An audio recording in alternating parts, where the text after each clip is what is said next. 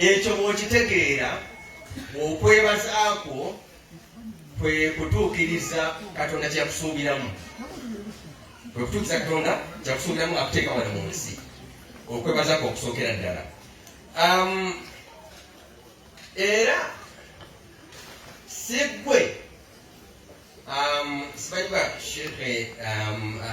basheke nange mwendi naye ate ninamu kano kenzivunula akalala. Si ggwe Katonda gwe yateeka mu sisitimu ye, sisitimu ze bintu ebitafaanagana naye nga bikola kimu. Mutegeera? Omuli ati sisitimu ng'omanya ebintu components, ebintu tebifaanagana naye bikoze omulimu gwe gumu. Nga bwolaba engine eyo sisitimu, kubanga erimu ennagali obuma mulimu amannyo olabwidagala tebifaanagana. Ebintu ebitafaanagana bwe bikolagana ne bikola kimu, ekyo ata sisitimu.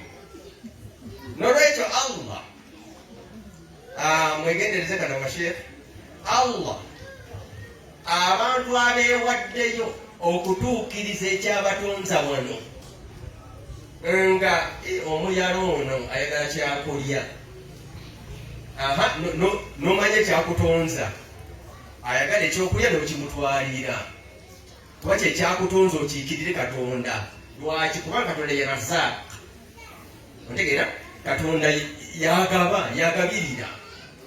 Kati gwe otegeera ekyakutonza n'ojja n'omuwa mu linnya lya Razzaaq, lya Katonda omugabirizi. Gwe buli Allah lwagamba, nga seerabidde bamasheekh abalala bagivunula, buli Allah lwagamba nti ffe mazima